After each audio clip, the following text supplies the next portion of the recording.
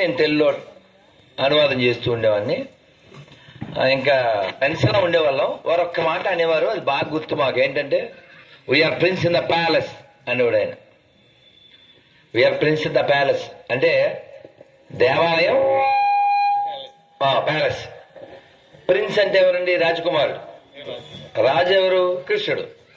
So మనమంతా ఆయన పిల్లలం. అంటే మనకి ఏ బెంగ అక్కర్లేదని చెప్పడానికి అది వాడేవారు. దీన్నే రామదాస్ గారు తక్కువేమి మనకు రాముండొక్కడుండు వరకు. ఇప్పుడు వాసుబాబు గారు చెప్పినట్లుగా ఒక్కడు మనం మర్చిపోకూడదు. మంచి కాలం, శివాలయం, ఈ పల్లెలో మనమంతా హిందువులం.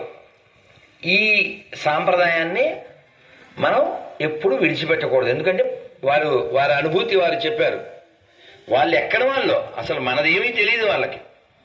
కానీ వాళ్ళు పంచెలు కట్టుకుని, వాళ్ళు శిఖ అంటే పిలక పెట్టుకుని, వాళ్ళ ఆడవాళ్ళు చీరలు కట్టుకుని, వాళ్ళు మనలా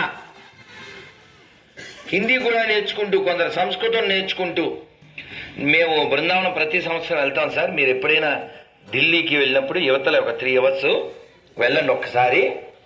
ఆ బృందావనంలో శీతాకాలం వస్తే ఎలాంటి చలి అంటే మైనస్లో పడిపోతుంది.